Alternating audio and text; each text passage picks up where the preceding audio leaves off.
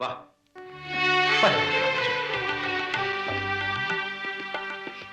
ഇരിക്കേ, ഇരിക്കേ. ഞാൻ വിളമ്പി തരാം. വേണ്ട, ഇങ്ങനെയൊന്നുമല്ല ഞാൻ വിചാരിച്ചിരുന്നത്. എങ്ങനെയൊന്നുമല്ല. ഏട്ടനെല്ലാം മറന്നോ?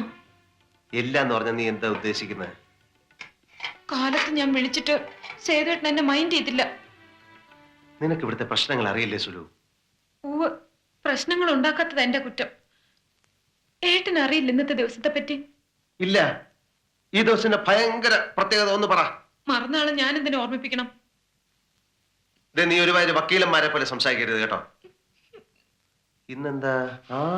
ഓർമ്മ വന്നു. ഇന്ന് ഇന്ത്യൻ റിപ്പബ്ലിക് ഡേ അല്ലേ? അല്ല, ഇന്ന് ഇവിടുത്തെ തെങ്ങിന് കുഴി വെട്ടിയ ദിവസം. എന്നെ കൂടെ കുഴിയിട്ടൊക്കെ മൂട്. ഇതിലും ഭേദം അതാ. സേതുവേട്ടൻ ജനിച്ചന്ന് മുതലുള്ള ഓരോ കാര്യങ്ങളും ഇവിടെ ഉണ്ട് എന്റെ മനസ്സിനകത്ത്. പണ്ടൊക്കെ സേതുവേട്ടനും അങ്ങനെ തന്നെയായിരുന്നു. എന്റെ കാര്യങ്ങൾ എന്നെക്കാൾ ഓർമ്മിച്ചിരുന്നത് സേതുവേട്ടനായിരുന്നില്ലേ? ഇവിടെ ഇപ്പൊ എന്തുണ്ടായെന്നാ നീ പറയുന്നത്? എനിക്ക് നല്ല വിഷമമുണ്ട് സേതുവേട്ട. സാധാരണ രാത്രിയിലെങ്കിലും ഒരുമിച്ചിരുന്ന് വല്ലതും കഴിക്കുന്നതാ.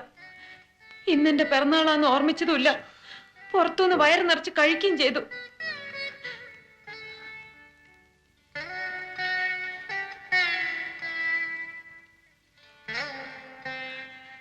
ഇത് അവസാനത്തെ പിറന്നാളൊന്നുമല്ലോ, അടുത്തതിനെ ഓർമ്മിക്കാം. എനിക്കെല്ലാം മനസ്സിലാവുന്നുണ്ട്. നിനക്കൊന്നും മനസ്സിലായിട്ടില്ല, മനസ്സിലാവുകയില്ല. അത് നിന്റെ കുഴപ്പമല്ല, പെണ്ണെന്ന് പറയുന്ന ജാതിയുടെ കുഴപ്പ. പുറത്ത് വെച്ച് ആകാശം ഇടിഞ്ഞ് തല വീണാലും സഹിക്കാം.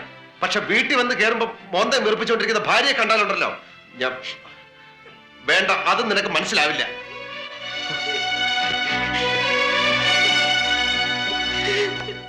എന്നാ ഞാനിനി പോട്ടെ. മുതലാളി അന്വേഷിക്കുന്നുണ്ടാവും. അതുകൊണ്ട് മാത്രമല്ല, സ്ഥിരമായിട്ട് ഞാനിങ്ങനെ പുറകെ നടന്നാൽ നാടും വീടും കുടിയൊന്നുമില്ലാത്ത എനിക്ക് നഷ്ടപ്പെടാനൊന്നുമില്ല. പക്ഷേ വലിയ തറവാട്ട് മഹിമ ആഢ്യത്തൊക്കെ ഉള്ള ഒരു തറവാട്ടിലെ പെൺകുട്ടിയുടെ കാര്യം അങ്ങനെയല്ലല്ലോ. കളിയാക്കാണോ? സാറൊരു വണ്ടിയുമായി പുറകെ വന്നു, എന്നെ പിടിച്ച് അതിനകത്ത് കയറ്റി. ഇനി പോകേണ്ട വഴിക്ക് എന്തൊക്കെ തടസ്സങ്ങൾ ഉണ്ടാവുമെന്ന് ആലോചിച്ചിട്ടുണ്ടോ? ഉവ്വ്, ഈ വണ്ടി എവിടെയെങ്കിലും ഇടിച്ചു നിൽക്കും, അല്ലെങ്കിൽ ഏതെങ്കിലും കൊല്ലിയിലോട്ട് മറിയും. എന്തായാലും റിവേഴ്സ് ഗിയർ ഇടുന്ന പ്രശ്നമേ ഇല്ല. അപ്പൊ ഇനി നിശ്ചയത്തിനുള്ളൊരു മുഹൂർത്തം നോക്കണം. അത് നാളെ തന്നെ ജോത്സ്യരെ കണ്ടിട്ട് വിവരം അറിയിച്ചേക്കാം. നിശ്ചയത്തിന് അന്ന് തന്നെ പറഞ്ഞുറപ്പിച്ച കാര്യങ്ങളൊക്കെ ഏർപ്പാട് ചെയ്യൂല്ലോ അല്ലേ? എന്താ അത്ര സംശയം? ഞങ്ങള് കുടുംബക്കാരാ. മുരുക്കം വീട്ടുകാർ പറഞ്ഞ മാതിരി ചെയ്യുന്നവരാ. എന്നാ ഞങ്ങളിനി വൈകുന്നില്ല. 11:45 ബസ്സുണ്ട്. വരട്ടെ? ശരി.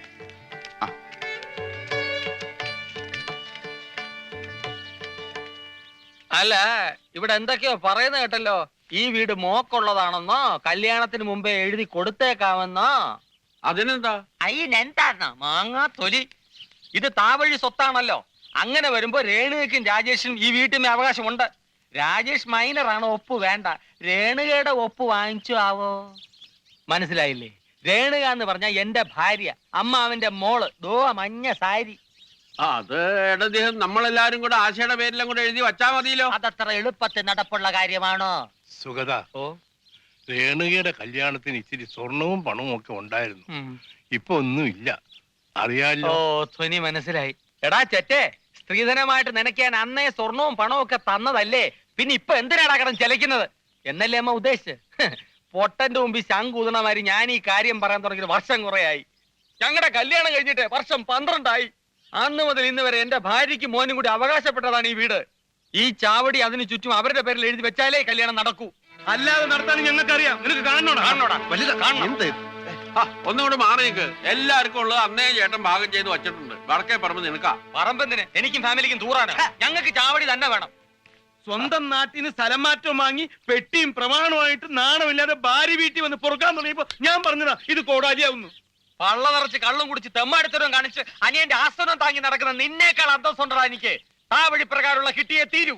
താ വഴി പ്രകാരമാണോ തന്ത വഴി പ്രകാരമാണോ ഞങ്ങൾ തീരുമാനിച്ചോളൂ. നിനക്ക് സ്വന്തമായി തീരുമാനിക്കാനല്ല നാട്ടിൽ കോടതിയും പോലീസും ഒക്കെ ഉള്ളത്. എന്നാ നീ കോടതി പോയി മേടിക്കുന്ന തെണ്ടി. ഞാൻ സുഗതനാണെങ്കിൽ വാങ്ങിക്കോടാ അച്ഛൻ.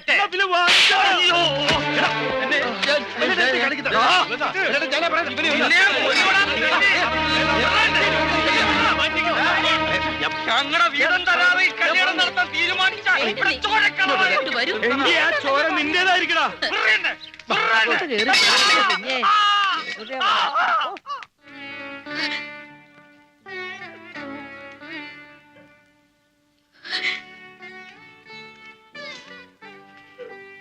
എന്താ മോളെ?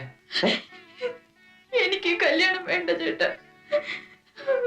ഞാൻ നിങ്ങൾക്കൊക്കെ ഇത്ര വലിയ ഭാരമാണെന്ന് അറിഞ്ഞില്ല. ആര് പറഞ്ഞു? എന്നെ ചൊല്ലിയല്ലേ ഈ ബഹളങ്ങളൊക്കെ ഉണ്ടായത്. അല്ല, കുറെ കഴിഞ്ഞുണ്ടാകേണ്ടിയിരുന്നത് ഇത്തിരി നേരത്തെ ആയി എന്ന് മാത്രം. നീ കരയണ്ട മോളുടെ ചേട്ടനല്ലേ പറയുന്നത്. എല്ലാം മംഗളമായിട്ട് നടക്കും കേട്ടോ. കരയാൻ 1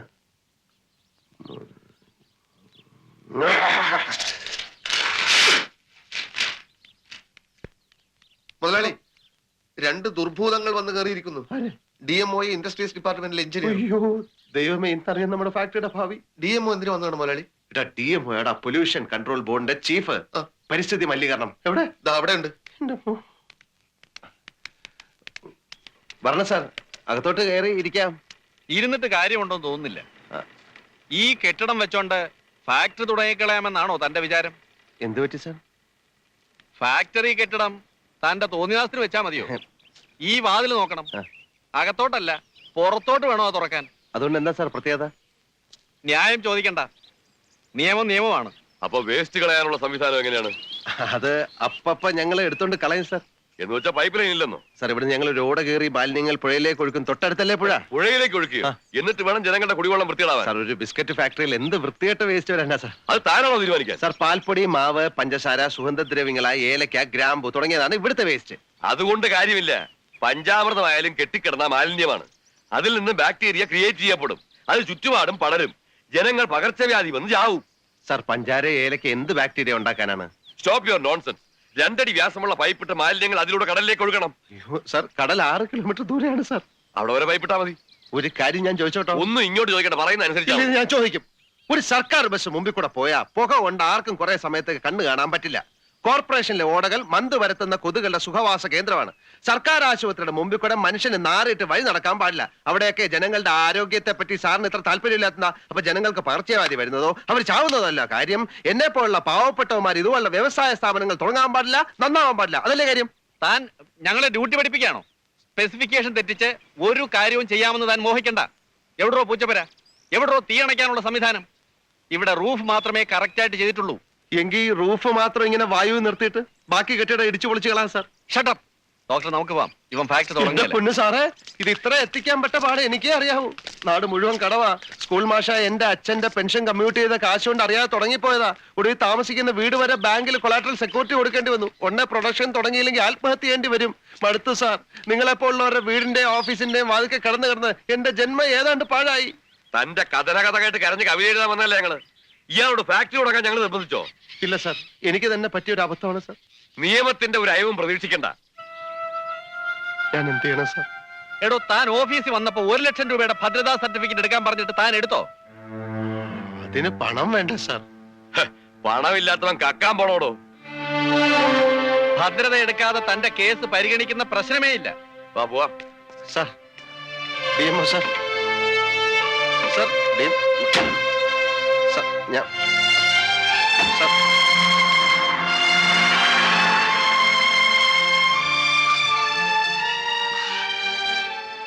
ഭദ്രത എടുത്തില്ലെങ്കിൽ ഫാക്ടറിയുടെ കാര്യം ഭദ്രമല്ല.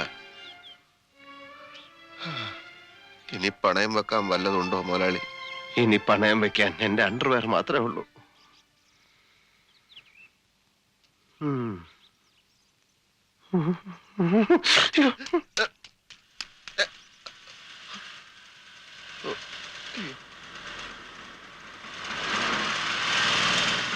അവൻ എവിടെടാ? ആ സേതു വിഷം വാങ്ങിക്കാൻ പോയി. വിഷം വാങ്ങിക്കാൻ? കുടിച്ച് ആത്മഹത്യ ചെയ്യാൻ. അപ്പൊ എന്റെ പണം? ജീവിച്ചിരുന്നാലല്ലേ കടം വീട്ടേണ്ട കാര്യമുള്ളൂ.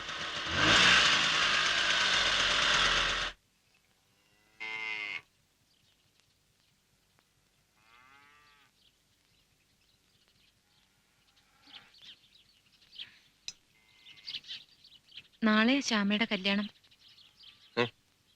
നാളെ ശ്യാമയുടെ കല്യാണം. നാളെ ഇനി എന്റെ പേര് പറഞ്ഞാലും ഏത് സുലോചന സേതോട്ടും ചോദിക്കും തോന്നുന്നു. ശ്യാമ എന്തായാലും എന്റെ ഭാര്യയല്ലല്ലോ. എന്റെ ഫ്രണ്ടിനെ മറക്കുന്ന ആൾ അധികം വൈകാതെ എന്നെ മറക്കും.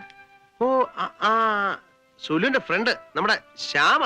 അത് ശരി, ഇപ്പൊ ഓർമ്മ വന്നു. നാളെയാണ് കല്യാണം അല്ലേ? തീർച്ചയായും നമ്മൾ കല്യാണത്തിന് പോകും. ശ്യാമയുടെ വീട്ടിൽ വെച്ചാണ് കല്യാണം? അത്ര ദൂരത്തൊന്നും പോണ്ട. ആ. ഇവിടെ ടൗണിലാ ചെറുക്കന്റെ വീട്. ഇവിടെ അടുത്തുള്ള ഏതോ കല്യാണം ഉണ്ടോത്തി വെച്ചാ കല്യാണം. നാളെ സേതുവേട്ടന് ഒഴിവുണ്ടാവോ? അതെന്താ സുലു അങ്ങനെ ചോദിച്ചേ? സുലുവിന് ആകെ ഉള്ളൊരു ഫ്രണ്ട് അല്ലേ, നമ്മൾ പോകാതിരിക്കാൻ പാടുണ്ടോ? ഏതാ കല്യാണം ഉണ്ടോ?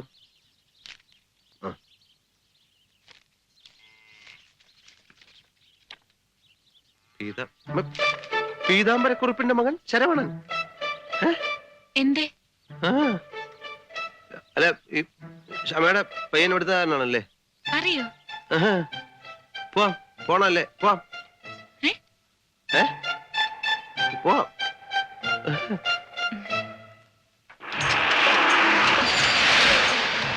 നീ ഒരു കാര്യം ചെയ്യ പ്രേമ, നീ എങ്ങനെയെങ്കിലും സുലുവിനെ വാനി കയറ്റി ആ കല്യാണ മണ്ഡലത്തിൽ കൊണ്ട് ഇറക്ക്. എന്തിനാണ് മുതലാളി സ്വന്തം ഭാര്യയുടെ മുമ്പിൽ ഈ ഒളിച്ചുകളി? പീതാംബര കുറുപ്പിന് കൊടുക്കാൻ കാശില്ലാത്തത് കൊണ്ട് കല്യാണത്തിന് വരാൻ പറ്റില്ല എന്നങ്ങ് തുറന്ന് പറഞ്ഞാ പോരെ? എടാ, ഞാൻ കടക്കാരനാണ്, കാൽ കാശിന് ഗതിയില്ലാത്തവനാണെന്നൊക്കെ അറിഞ്ഞ അവളുടെ മനസ്സ് വേദനിക്കും. എന്നെ വിശ്വസിച്ച് ഇറങ്ങി പോകുന്നവളല്ലേ, സന്തോഷവും കൊടുക്കാൻ പറ്റുന്നില്ല. വെറുതെ സങ്കടപ്പെടുത്തുന്ന എന്തിനാ? ഒന്നാമത് അവൾക്ക് ആകെ ഉള്ള ഒരു കൂട്ടുകാരിയുടെ കല്യാണമാണ്. ഇതിനെങ്ങാനും കൂടാൻ പറ്റിയില്ലെങ്കിൽ അവൾക്ക് എന്നോടുള്ള പക ഈ ജന്മം മുഴുവൻ ഉണ്ടായിരിക്കും. അതുകൊണ്ടാ പ്രേമ. ഈ കേസ് ഞാൻ ഏറ്റു. പക്ഷെ മുതലാളി ഒന്ന് മനസ്സിലാക്കണം, ഇനിയെങ്കിലും ഞാൻ നന്ദിയുള്ളവനാ.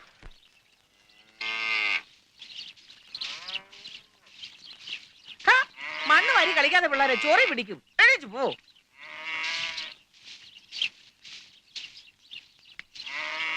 അയ്യോ, കുഞ്ഞിതുവരെ പോയില്ലയോ? ആള് വലിയ മറവിക്കാരനാ. ഇല്ല, എന്തായാലും വരാതിരിക്കില്ല.